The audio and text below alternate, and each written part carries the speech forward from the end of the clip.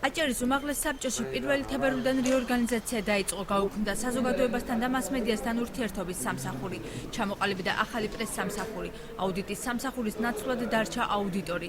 ცვლილებებია საორგანიზაციო განყოფილებაში. უმაღლესი საბჭოს დეპუტატების განცხადებით, რეორგანიზაცია უწყების ეფექტურ მუშაობას ისახავს მიზნად. არ მუშაობდა უმაღლესი საბჭო განსაკუთრებით ბოლო 6 თვის განმავლობაში. განსაკუთრებით შემიძლია გითხრათ, რომ მთელი ზაფხული თითზე არ არის დაწესებული უმაღლეს საბჭოში და ყველა კანონპროექტები და ესენი დახვდა დაგროვებული და ეხლა ყველა სხდომაზე 4-5 გაგვაქვს ძველები, რომ რამენაირად ვადებში ჩავეტიოთ. საფინანსო საბიუჯეტო კომისიის თავმჯდომარე ირწმუნება, რომ რეორგანიზაციის მიუხედავად ყველა ის თანამშრომელი, რომელიც დაკავებულ თანამდებობას ნაწილობრივ შეესაბამება, უწყებაში მუშაობას 1 თვის განმავლობაში შეძლებს.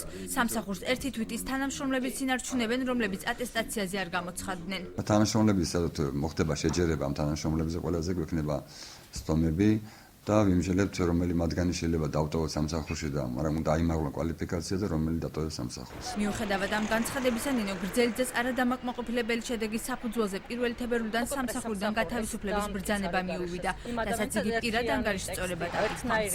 1 თებერვალს ჩამბარდა ბრძანება გათავისუფლების შესახებ, სადაც მოტივი აქვთ ატესტაციის გავლისას არადამაკმაყოფილებელი შედეგის საფუძველზე. მე ავიღებ მიშა კიკაბიძის ფაქტს, იმიტომ რომ ისიც არ გავიდა, ის საერთოდ არ გამოცხადა ატესტაციას. მიშას უწერია, რომ უბრალოდ ის გათავისუფლდება დაკავებული თანამდებობიდან ატესტაციაზე უარყოფითი შედეგის გამო, არადამაკმაყოფილებელი შედეგის გამო, მაგრამ კანონმდებლობით გათვალისწინებულ, ანუ 30 იანვრიდან 1 მარტამდე ის იმუშავებს, გააგრძელებს მუშაობას, ანუ ერთთვიანი გაფრთხილება მიცეს. ბრალდებას პასუხობს ალექსანდრე ჩიტიშვილი და აღნიშნავს, რომ ნინო გრძელიძეს მოწვეულ სპეციალისტად გასვლა და ხელფასის შენარჩუნება შესთავაზეს, თუმცა გრძელიძის პასუხი მათთვის უცნობი დარჩა. ნინო გრძელიძეს, როგორც ვიცი, შესთავაზეს, ახლა უკვე მისი განყოფილება გაუქმდა, შეეხო რეორგანიზაციას და თან ვერ გაიარა ატესტაცია.